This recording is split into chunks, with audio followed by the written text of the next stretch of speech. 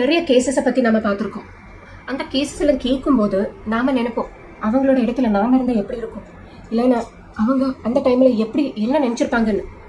அந்த மாதிரி ஒரு கேஸ் தான் இது. கொல்கத்தாவில் இருக்கிற ஒரு லேடி டாக்டர் கேஸை பற்றி நீங்கள் கேட்டிருப்பீங்க. அந்த கேஸை பற்றி தான் இன்னைக்கு நம்ம இந்த வீடியோவில் பேச போகிறது. கொல்கத்தாவில் RG Kar medical college and hospital, இது ஒரு ஸ்டேட் கவர்மெண்ட் ஹாஸ்பிட்டல். இது கவர்மெண்ட் நடத்திட்டு வர்ற ஒரு ஹாஸ்பிட்டல் தான் இது. இந்த மெடிக்கல் காலேஜ் அண்ட் ஹாஸ்பிட்டலில் ஆயிரக்கணக்கான ரோகிகள் தான் டெய்லி வந்துட்டு போகிறது. 1500க்கு மேலான ரோகிகள் அங்கே அட்மிட் கூட ஆயிருக்காங்க. இவ்வளோ பேருக்கு ட்ரீட்மெண்ட் கொடுக்குற ரொம்ப முக்கியமான ஒரு ஹாஸ்பிட்டல் அது. 250 MBBSம் 170 PG சீட்ஸும் இருக்கு. படித்து கொண்டே அங்கே ப்ராக்டிஸ் பண்ணுறவங்க இருக்காங்க. இந்த 170 PG டாக்டர்ஸ் தான் அங்கே ப்ராக்டிஸ் பண்ணிட்டு இருக்கிறது. அதில் 31 வயசான ஒரு லேடி டாக்டர் தான் இந்த கொல்லப்பட்ட டாக்டர். ஆகஸ்ட் 8 2024 அன்று ரொம்பவே டயர்டான இந்த டாக்டர், ஏன்னா அன்னைக்கு நிறைய பேஷண்ட்ஸை பார்த்துட்டு இருந்தாங்க. இந்த பிஜி டாக்டரும் அவங்க கூட இருக்கிற 2 ஃப்ரெண்ட்ஸும் எல்லாருமே சேர்ந்து ஃபுட் ஆர்டர் பண்ணியிருந்தாங்க. கூட இருந்த 2 ஃப்ரெண்ட்ஸ் டாக்டர் வந்துட்டு சாப்பாடு சாப்பிட்டதுக்கு அப்புறம் டியூட்டிக்கு போறாங்க. இந்த லேடி டாக்டர் மட்டும் கொஞ்ச நேரம் படிச்சுட்டு ஒரு 5-10 நிமிஷத்துக்கு தூங்கலாம்னு நினைச்சாங்க. அந்த ஹாஸ்பிட்டல் இருக்கிற செஸ் டிபார்ட்மெண்ட்ல செமினார் ஹாலுக்கு போறாங்க. கிட்டத்தட்ட ஒரு 3 மணி அளவில் தான் இந்த செமினார் ஹாலுக்கு போனது. டயர்ட் ஆனதுனால அங்கவே தூங்கிட்டாங்க. அந்த அடுத்த நாள் 9 மணிக்கு அந்த இடம் கிளீன் பண்றதுக்காக வேலைக்காரங்க வரும்போது தான் ஒண்ணு பாக்குறாங்க.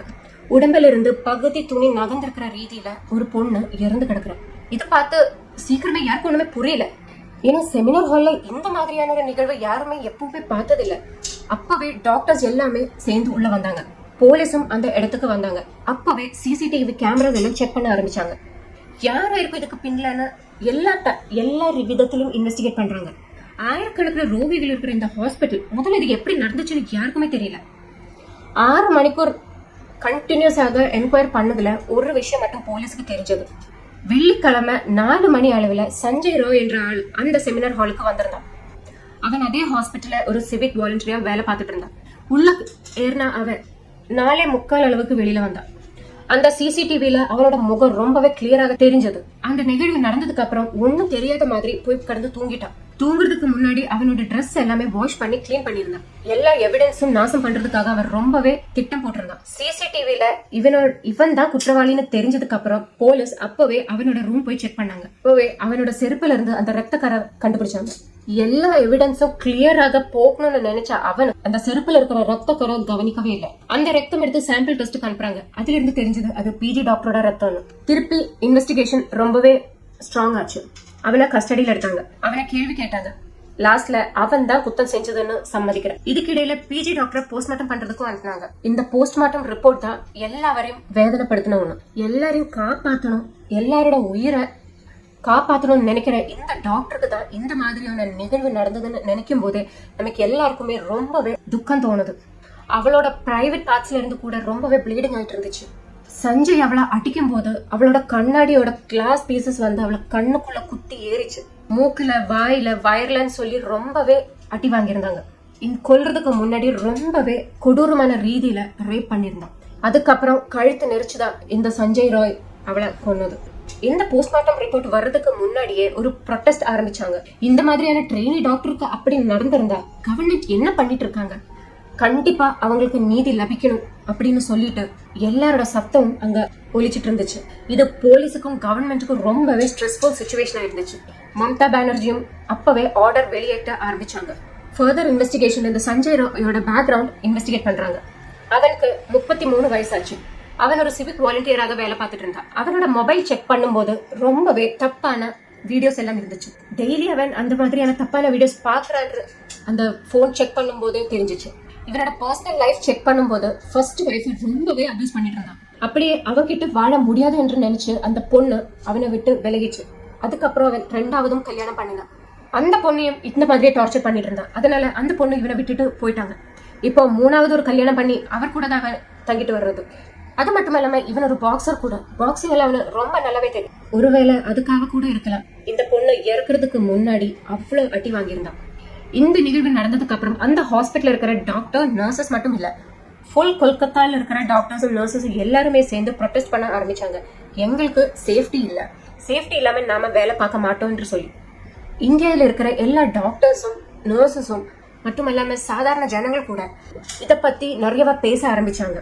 அது மட்டும் இல்லாம இந்த குற்றவாளி வந்து நான் தான் இது பண்ணேன்னு சம்மதிச்சிட்டும் கூட அவன் சொன்னான் என்ன தூக்கில ஏத்திடுங்கன்னு.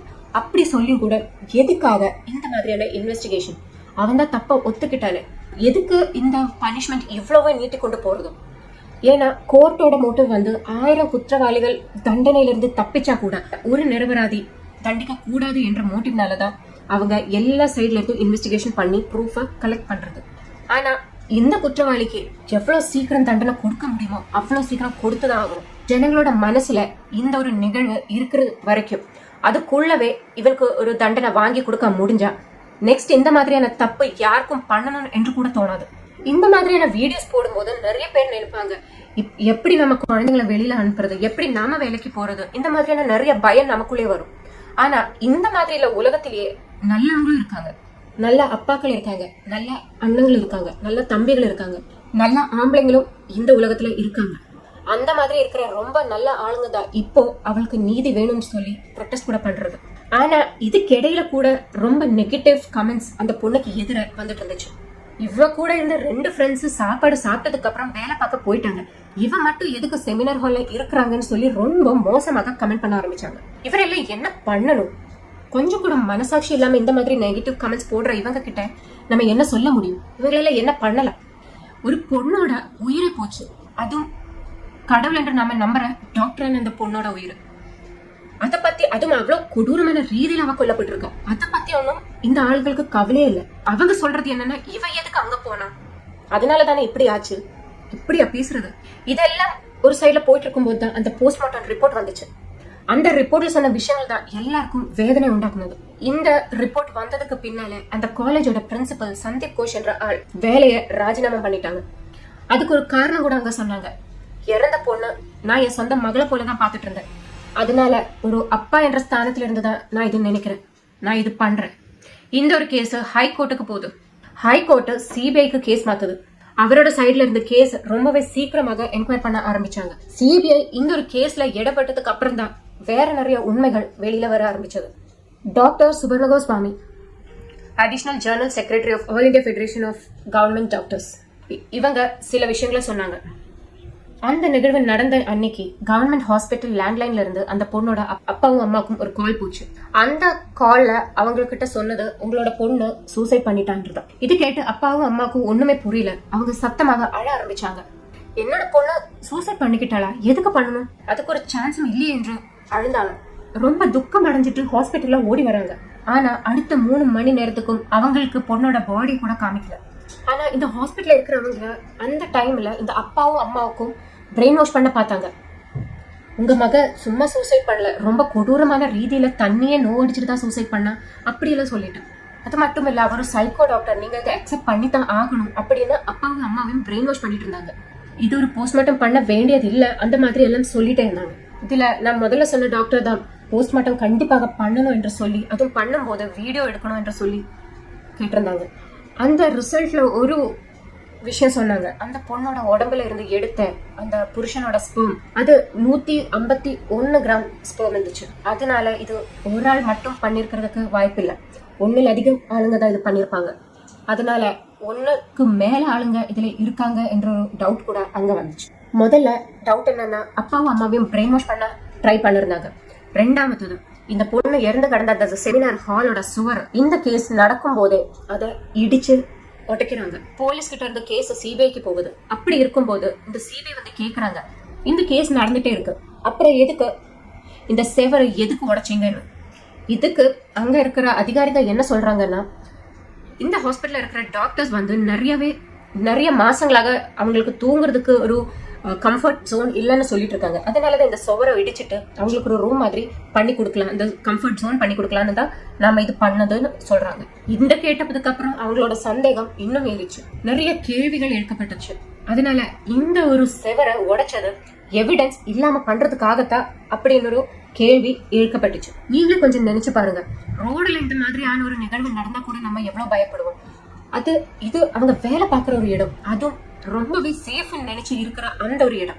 ஆனா இந்த பொண்ணு சாகிறதுக்கு 36 மணி நேரமாக வேலை பார்த்துட்டு இருந்தா. அவ்வளவு பார்த்துட்டு தான் கொஞ்ச நேரத்துக்காக தூங்க போனான். அந்த நேரத்தில் தான் அந்த பொண்ணுக்கு இந்த மாதிரி கொடூரமான ஒரு நிகழ்வு நடந்திருக்கு. ஸோ நீங்க ஒரு ரூம் கட்டணும் என்றதுக்காகத்தான் அந்த சுவரை இடிச்சங்கன்னு கூட இனிமே அங்க யாருக்காவது நிம்மதியாக தூங்க முடியுமா? ஒரு டாக்டர் கொடூரமாக ரேப் பண்ணப்பட்டு இறந்து கிடக்குற அந்த இடத்துல இவங்க ரூம் பண்ணி கொடுத்து வேற டாக்டர்ஸ் கிட்ட நிம்மதியாக தூங்க சொன்னா, அதனாலதான் அங்க ரூம் பண்ணி கொடுக்கறதுன்னு சொன்னா, இது கேட்டா சிரிப்பு இல்லாம மத்த என்னதான் வரும்?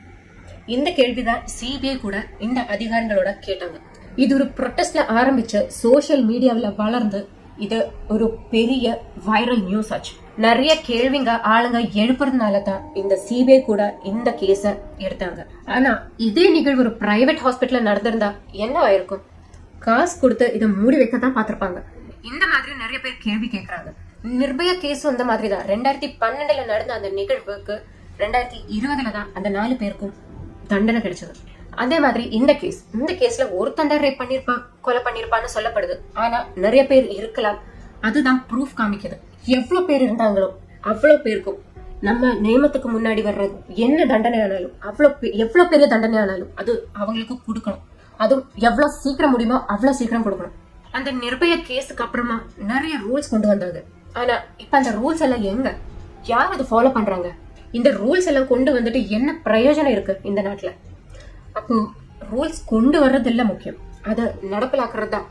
அந்த ரூல்ஸ ஜனங்களோட முன்னே வச்சு அது நடத்தி காமிக்கணும். அப்படி இருந்தா மட்டும்தான் இப்படி எல்லாம் பண்ணணும்னு யோசிக்க கூட யாராலும் முடியாது.